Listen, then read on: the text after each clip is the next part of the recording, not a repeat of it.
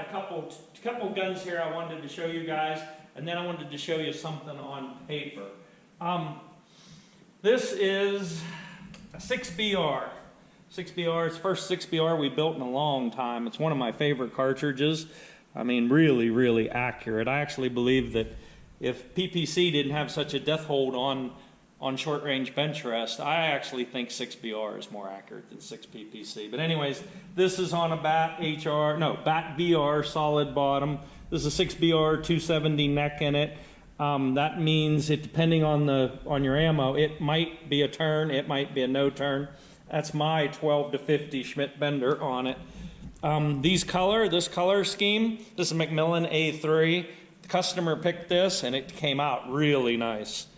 So it's like a base, I sanded it all out, did a base color, and then 2 different colors in the splatter, and also the Duracoat on the metal, he chose that, and just came out really nice. You can see the bottom metal work here and stuff.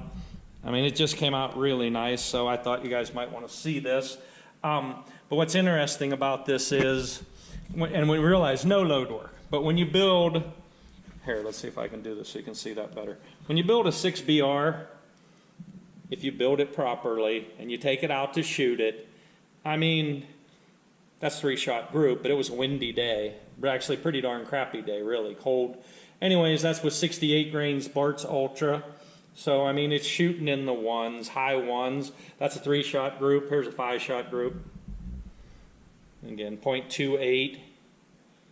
But again, no load work. And there was a serious switching 9 to 3, 3 to 9 crosswind. So I'm not making excuses, but that's about as good as I could do on that day because it definitely wasn't calm. But that's not really what I wanted to show you. What I really want to show you is this. Here, let me move this. Take that 6BR out of there. Okay, so this is a cool gun. So this is 30 Nosler. Again, this is on a Macmillan A3. That's a BAT HR, solid bottom, single shot. 30 Nosler with 343 neck in it. Look at the colors. The customer chose these colors, and I kind of didn't want to do it, but I got to tell you, man, it came out really nice. I mean, this is a nice gun. I don't know how that color will hold up as a hunting gun. I mean, I don't know whether it's going to show dirt and stuff or not, but again, really, really, really nice gun. That has a Huber trigger in it. That other gun has a jewel, and that jewel's only set at, I don't know, about 8 ounces in that other gun. And that's not, obviously, that's not a true bench rest gun. He's going to use that for prairie dogs and coyotes and shooting paper and the whole darn thing. But this is the one I wanted to show you. Can you actually, hopefully you can see it. I mean, this is a nice gun. So we shot last weekend, and these guns have actually been done for quite a while. And we've been waiting for a decent day, and we thought it was going to be a decent day, but it wasn't. But here's what I want to show you. Hopefully, come over here, you can see this. So when we go out to shoot any of these guns, I just have what I call my standard test loads.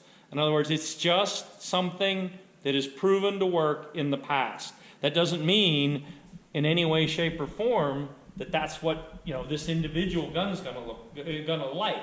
But you have to start somewhere, right? So anyways, this gun is set up for Berger 210s, and I just started with Retumbo, the same old load that we always use, and this is in Nosler brass. So now I want you to see this.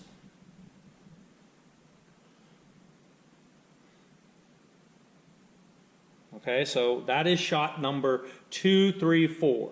In other words, I put one through it to get it bore sighted, and then that shot's 2, 3, 4. Now the thing I want you to pay attention to here is my comparator measurement.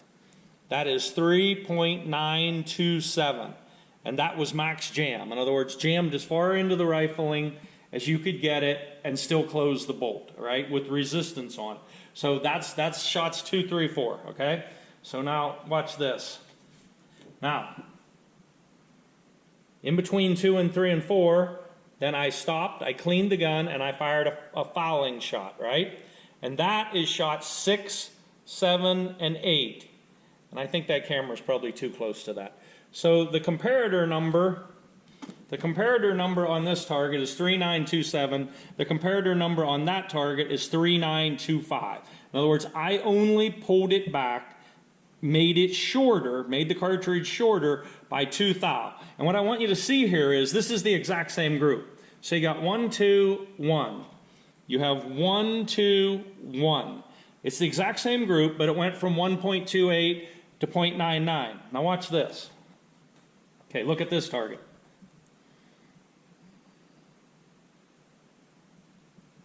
Okay, so nothing changed except for the comparator measurement, the cartridge overall length, which is 2 different measurements, but in other words, it got shorter. So this was shots 6, 7, and 8. This is shots 9, 10, and 11, and I pulled it back to 3.921. Okay, 3.921, and I want you to notice here, if you can see this, once again, it's the exact same thing. So I went from 3925 to 3921. So I moved it 4 thousandths of an inch. Okay, 4 thousandths of an inch. 1, 2, 1, 1, 2, 1. Now here's the thing. This is where I stopped because obviously powder, primers, everything is in short supply right now, and I do not want to shoot up his ammo. But this is what's very interesting. I'm willing to bet that if you pull this back, say to 3920 or maybe 3899, something like that. In other words, you pull it back another 1, 2, maybe 3 thousandths. I'm willing to bet that it's going to suck that bullet right up into that, and essentially you're going to have a one-hole gun. Because that's what it's showing you. It's showing you every single time that you shorten it up just a little wee bit, it's getting radically better. Better and better each and every time. The other thing is the barrel's breaking in also.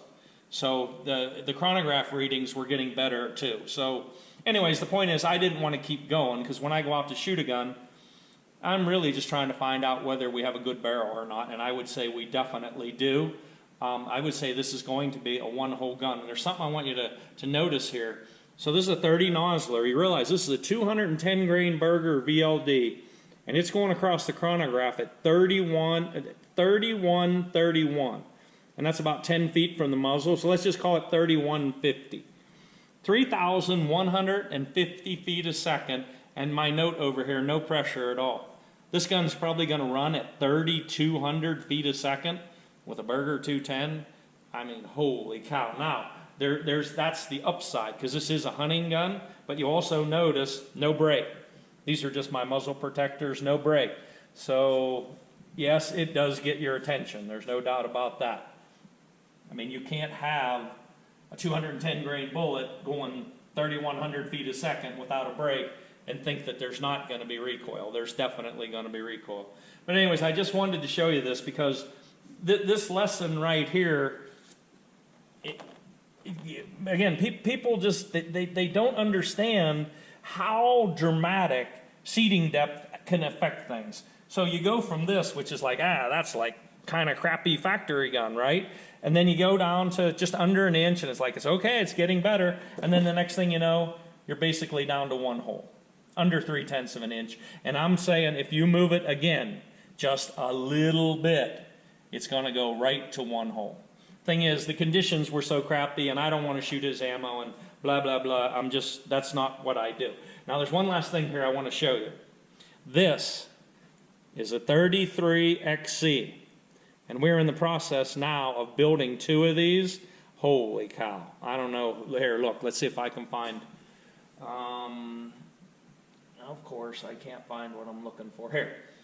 This is a 338 Lapua, 338 Lapua with the neck cut off.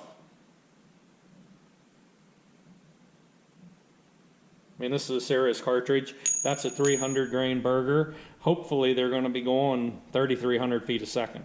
We'll see. It'll be a while until those guns are done, but we're in the process of building them. And what I hope is I don't end up with detached retinas or like scrambled brains, because that's a really big cartridge. Yes, they are going to have a brake on it, but there's going to be recoil. I mean, how could there not be? But that's a very, very impressive cartridge. All right, well, that's all I wanted to show you tonight. Keep in mind, seating depth, Super important. I mean, it can take you from not so great groups to one hole. All right, thanks a lot. See you later.